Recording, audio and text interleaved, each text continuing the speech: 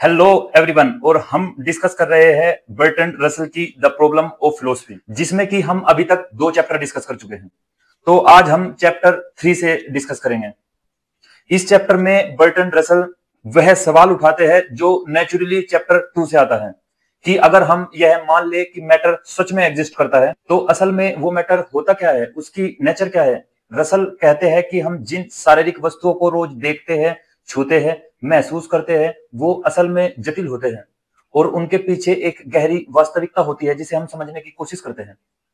उन्होंने इस बात पर जोर दिया कि जो भी हम देखते हैं, जैसे कि चेयर, टेबल, वो बस एक अपीयरेंस है और जो उस अपीयरेंस के पीछे रियलिटी है वह जरूरी नहीं कि जैसा वह दिखाई दे रहा है वह वैसा ही हो।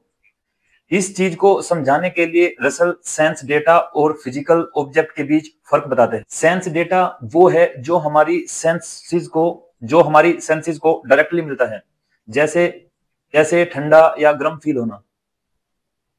लेकिन ये सब एक्सपीरियंस अलग अलग लोगों को अलग अलग फील हो सकते हैं।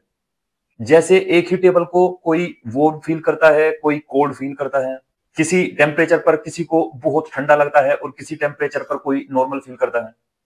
इसका मतलब ये है कि जो हमें नजर आता है वो हमारी सेंसेस और कंडीशन पर डिपेंड करता है।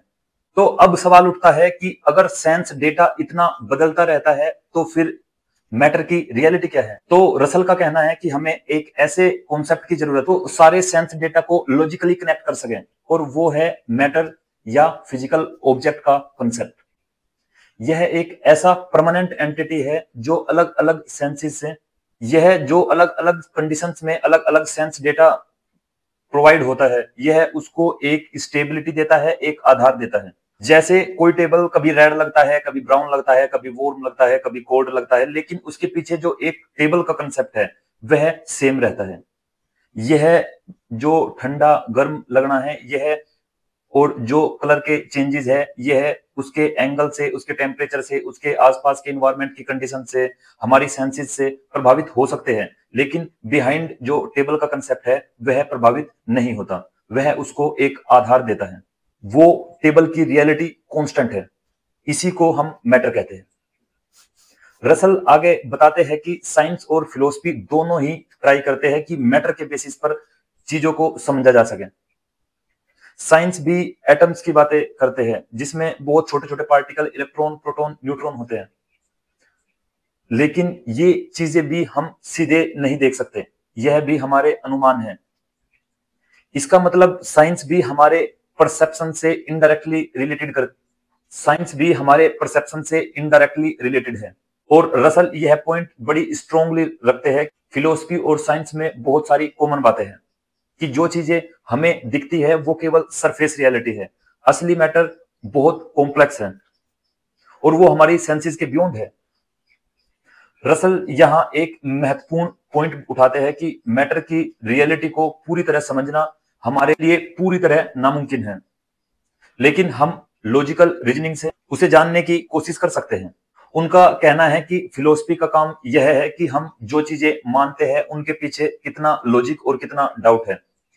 इसी लॉजिक को ट्राई करते हुए रसल यह बताते हैं कि मैटर को हम सिर्फ शेप, साइज और पोजीशन से नहीं समझ सकते।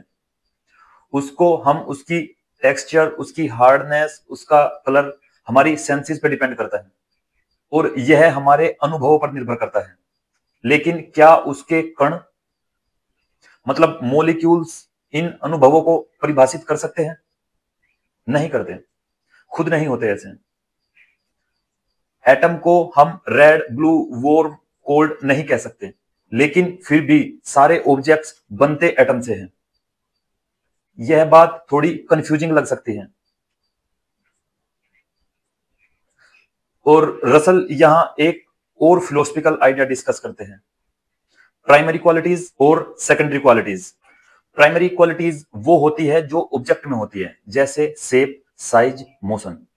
और सेकेंडरी क्वालिटीज वो होती है जो हमारी सेंसेस में होती है, जैसे कलर, स्मेल, टेस्ट। अगर कोई ऑब्जेक्ट रेड दिखता है तो रेड होना उसकी क्वालिटी नहीं है, बल्कि वह हमारी आंखों के लाइट के और उस ऑब्जेक्ट के इंटरेक्शन से ऐसा दिखता है। रसल कहते हैं कि ये डिस्टिंग्विशन जरूरी है। इससे हमें समझ आता है कि मैटर की असली नेचर हमारे एक्सपीरियंस से अलग हो सकती है। हम जो फील करते हैं वह ऑब्जेक्ट की नहीं बल्कि हमारे सेंसेस की एक रिएक्शन है उस ऑब्जेक्ट को लेकर। हम बस उसकी शैडो को ही जान सकते हैं।